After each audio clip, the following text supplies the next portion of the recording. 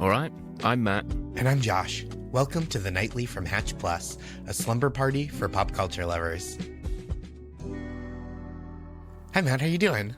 Very well, thank you, mate. How are you? I'm doing very well tonight. I feel at ease. I feel like I'm been making it through my to-do lists lately pretty well. And I'm extra excited to be here in the Hatch Pillow Fort with you tonight because we have a special guest, Jo Firestone. Hi, Jo. Hi. We always start when we have a guest. Jo, for the listeners, is an extremely funny writer and comedian and actor who's just the best.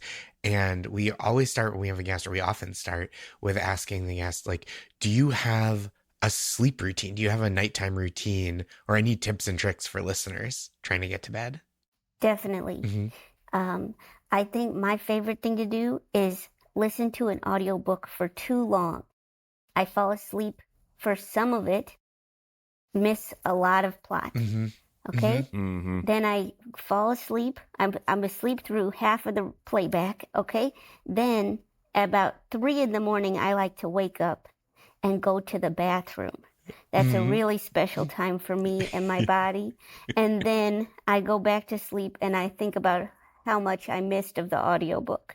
After the bathroom, do you put the audiobook back on, or do you just go straight thoughts? No, because by that point I've lost my headphones. Jo, do you have an audiobook you've been listening to some of and missing some of that you would recommend? Yes. No further questions. Yes. I'm listening to a book, The Perfect Marriage, but perfect is crossed out, so I don't know what it's called. So it might just be called The Marriage. Yeah. Interesting. I don't know. So basically, it's really juicy. There's a husband and wife, and the husband's mistress gets stabbed, and they don't know. And the wife is a defense attorney, and she decides to represent her husband. And then it's like, who did this? Wow. But now I don't know because I missed so much last night. I think I missed maybe 45 minutes. So when you're asking who did this, you might not even know what this is at this point. No, I don't. Yesterday they were talking about a new character that's a reporter, and I thought I guess I'll just never know because I'll just never know who it is because I know if I rewind, I'm gonna sleep through the same part. Yep. That is the problem, isn't it? I suppose every book is a whodunit if you sleep enough through it. A who done what? Who did what? Yeah. Well, they say they make movies now where they're like, in the last scene, we just picked up that guy, and in the next scene, he's a bad guy. So basically, I do think they should do that with books, just some audiobooks. Just have them say, like, on the last page, here's what happened. Yes. Oh, yeah, that's such a good idea. So, Jo, this is going to be huge news for you, but on Hatch, we have a program called Hatch Classics that is like performers reading classic books, and it's in 10-minute increments, and there is a recap at the beginning of each increment. So Hatch actually has previously on book. Do you think they've done The Perfect Marriage? I don't know. I think it's mostly classics. I think they did This might be a classic. Okay. Well, you don't know. Might do it in like sort of 50, 60 years' times. Yeah. Might Give do it, yeah. In 50, 60 years' times, Jo will have listened to the whole thing. That's great. It's an amazing feeling when you're like, I wish that they invented something that blew air and could dry your head with hot blowing air. Mm-hmm. Do you know what I mean? And they're like, yeah, and then someone's like, blow dryer? And you're like, what? What have I been doing all these years? I know, and it's like, I've been sticking my head in the microwave. And then you just think, this is an amazing thing. I'm so glad that everybody's been working behind my back. I love that. I find that with like a kitchen thing sometimes, where you go, oh, there's like, it takes so long to cut garlic up real little. And they're like, oh, there's the thing you just squeeze it and the garlic comes out like Play-Doh. And I'm like, oh God, there's geniuses afoot. Yes. I actually think the garlic press is a huge step back in terms of the evolution of man. You're against a garlic press. Wait, tell me more. Yeah, they're really hard to clean. They're very hard to clean. And also, I don't know why I have to clean it because it's always, I never put anything but garlic in it. Yep, that's right. That's right. So I shouldn't have to clean it. And garlic's one of those things that Anti-Grombolio. Wait, what did you say? What is the word when it's like anti? What did you say? Sounds like a great chef. Grombolio. Anti-Grombolio's restaurant. He makes just the most authentic homemade pasta. Wait, Joe, antimicrobial? Is that the word for food? I don't know. All I know is it's probably not anti-Grombolio. That was so far away from antimicrobial. I didn't know that was what you were going for. I think it is, but I'm not even sure. Wait. But garlic has some kind of power, you know? I don't know. It does. It must. Maybe Hatch has a product that knows what garlic's power is. I'm going to look up in the Pillowfort Encyclopedia anti-Grombolio and see the closest word. Garlic's anti-Grombolio properties. Oh yeah, I should look up garlic too. Yeah. Well, it has got power, hasn't it? It's good for the blood, I think. Garlic. Is it blood? Yeah. Antithrombin? There's no way that's the word I had in mind. It honestly, antithrombotic. Antithrombotic is a word that relates to garlic. What's thrombotic? Now I'm going to have to go deeper down the rabbit hole. It's sort of like Grombolio. But... It's an Italian Grombolio, or a less Italian Grombolio. Antithrombotic. It inhibits platelet aggregation. Is that what you meant? Yeah, that's blood related, isn't it? No, and you know it. You know it wasn't. Yeah, you're right. I knew that wasn't what you meant. Here's what I think here's basically, you know, like this is basically what I was thinking, is that garlic self cleans. That's what I thought. All right. Oh. This is what I thought was the word I said. Like an oven. And like an oven. The oven is anti-Grombolio too. This word is going to be in my head until my death, and I will never know what you were thinking of. From now on, I'm just going to assume that everything is anti-Grombolio. I truly was throwing a Hail Mary with antimicrobial, and you shot that down immediately. Thanks for that Hail Mary. That's the Hail Mary I was Joe, looking for. I'm trying here, Joe. Trying really hard. You're coming on the show going, garlic is anti-Grombolio, right?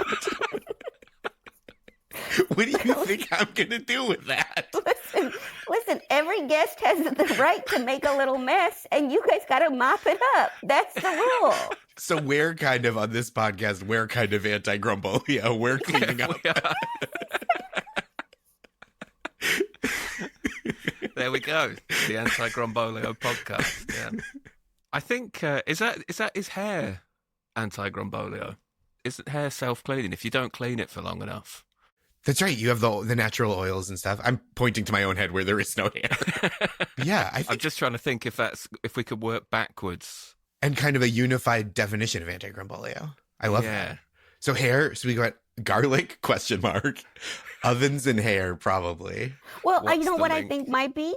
What's that? Is inside the nose.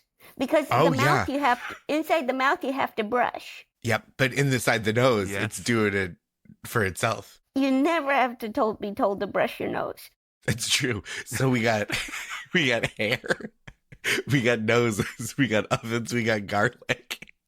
Imagine if you were playing like that connections game for the New York Times, and you 4 of the 16 words were noses, ovens, hair, garlic, and you're like, oh, it's those 4 because they're all anti-Grombolio. That's the connection. The success rate on that quiz would be so low. It would be It's just only one. be people who've listened to Just this Joe. podcast episode. Imagine how psyched they would be to be like, I know this. They would feel so smug. And it'd be like not even the purple round.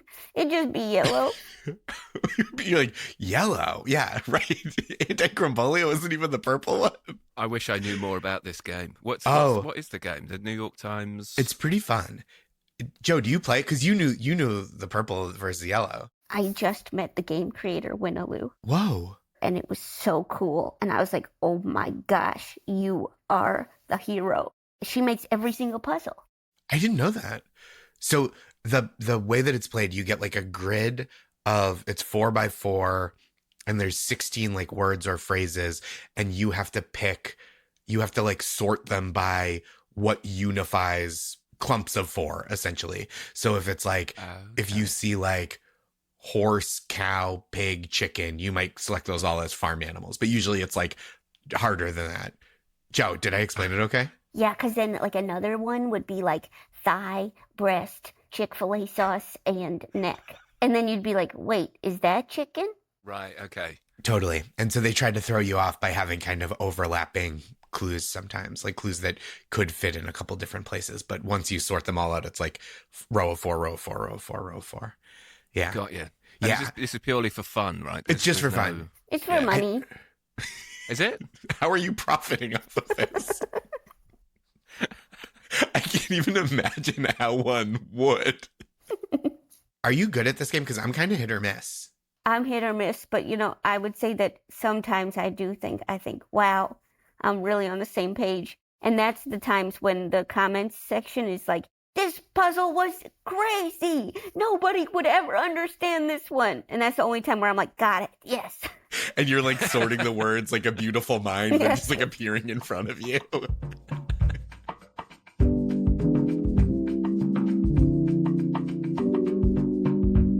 Man, I can't stop thinking about the word anti-grombolio. Maybe it's real, because I'll feel like such a jerk if we sign off and we get all these letters, because we can get emails. I can't wait to get those letters. People can write to us and they'll be like, yeah, we know about anti-grombolio. It's science, and Joe knows science, and you dummies don't. Will you forward me the ones that say that's a word, and don't forward me the ones that say that it doesn't make sense? Any complimentary feedback we get about the word anti-grombolio, I will send to you immediately. Yeah. And any unkind feedback I will withhold until I die. Nice. Okay. If I could see it, though, that would be just for my own sanity. Yeah, Matt, you can see it too. Yeah. Well, you and I get to see it, but we can't tell Joe.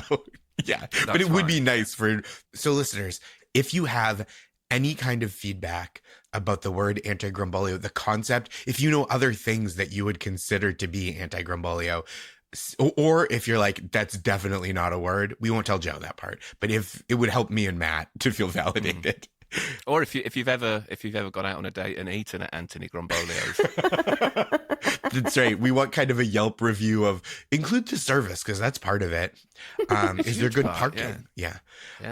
Send it to thenightly@hatch.co. That's thenightly@hatch.co. We really, like, always write into us with any kind of sleep related inquiries, feedback, but especially about what is or isn't anti-grombolio, and in fact, whether that's a thing at all. And what feels like a perfect segue after that. It's what I normally like to do on this show is go back through some pub quiz questions that I had in the previous week that have tripped me up. Oh, yeah. However, it felt right because Joe was on. I got our producer, Harry, to put together a quiz that we could do together. I thought that would be... I love that. That'd be a bit of fun, wouldn't it? Great. He's put together an incredibly evil set of questions. Because it's the Winter Olympics, he's gone for a set of questions on curling, which... Have either of you got any attachment or knowledge of curling? So right now I'm thinking it's bobsled. But then I thought, well, that would be called bobsled. So then I'm back to kind of zero.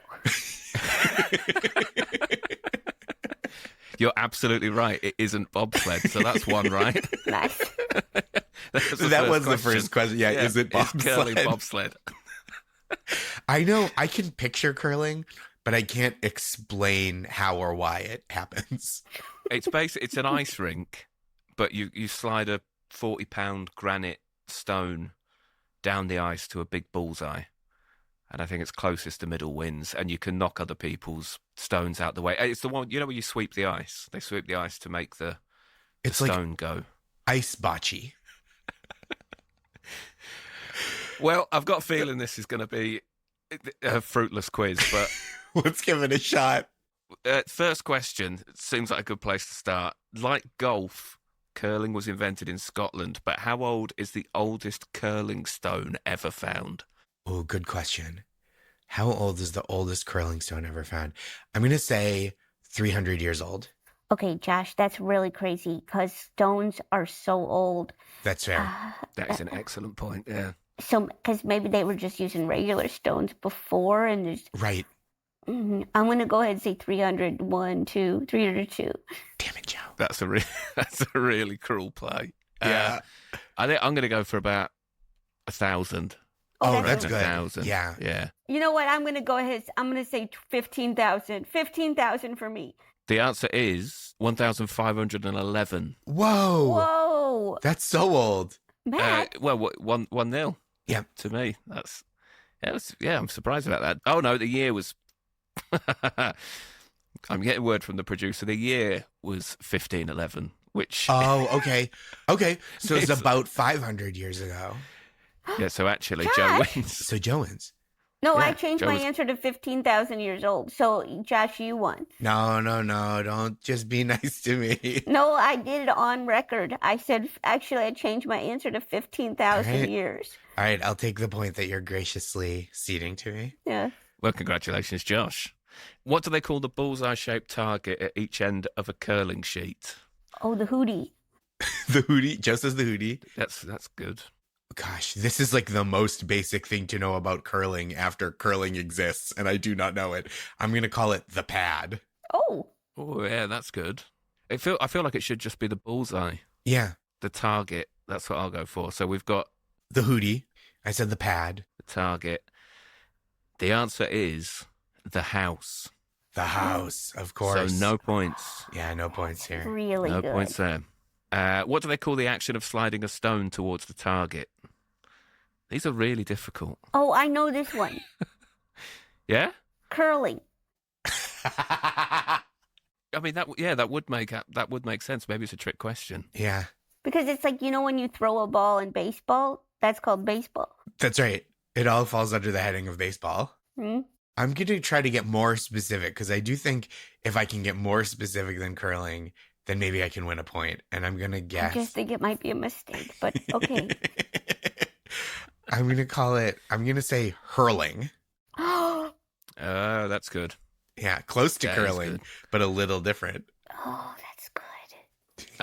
I'm going to go for sweeping. I know that's what you do after the fact, but No, that's a good guess. So apparently Josh was closest. It's throwing. Throwing. Oh my gosh. Curling is when you make it curve by spinning it a bit.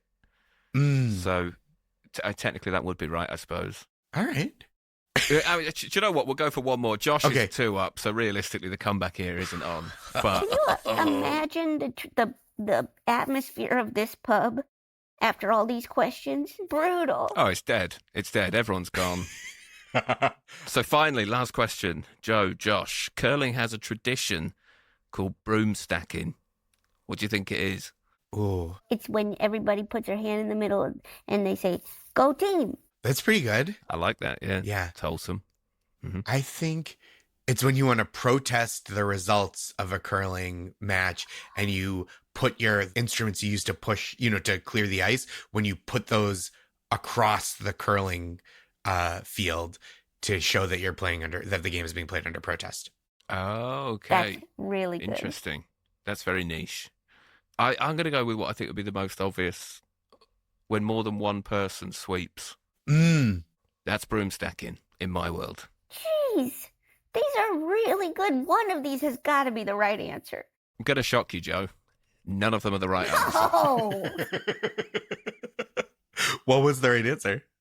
It's drinking together after the game. Oh, that's come nice. on. That's fun. That is nice. And with that, I think it's about time we all went broom stacking. Yeah. And, I think that's That's beautiful. Jo, thank you for joining us on tonight's episode of The Nightly. Is there anything that you would like to direct our listeners to? Anything that you've done outside of this podcast that you would like people to hear or see or read? Oh, you can listen. I have an audiobook called Murder on Sex Island, and you could miss all kinds of information if you go to sleep to that. It's so good. I love the book Murder on Sex Island. Thank you. And your new book, Sex on Murder Island, is available for pre-order, right? Yeah, it's confusing because those are the same words. But yeah.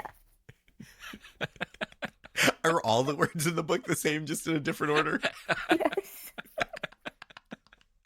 And the last thing that we do is we ask our guest to say goodnight to anyone out there in the world. So if you want to set the scene, if you just have someone you want to get a message to at bedtime, we'd love to hear it. I want to say goodnight to your producer, Harry, for thinking that those trivia questions would be good for us because they were demoralizing. And I just don't understand why they were so hard. They were pretty hard because we didn't know anything about the topic at hand. None of us did. Absolutely nothing. And I think that there's just so much to learn, and this was a good lesson of that. Thank you, Jo. So good night to Harry. And this has been such a wonderful evening together. And I'm starting to get tired. So good night to both of you, Jo and Matt. Good night. Good night.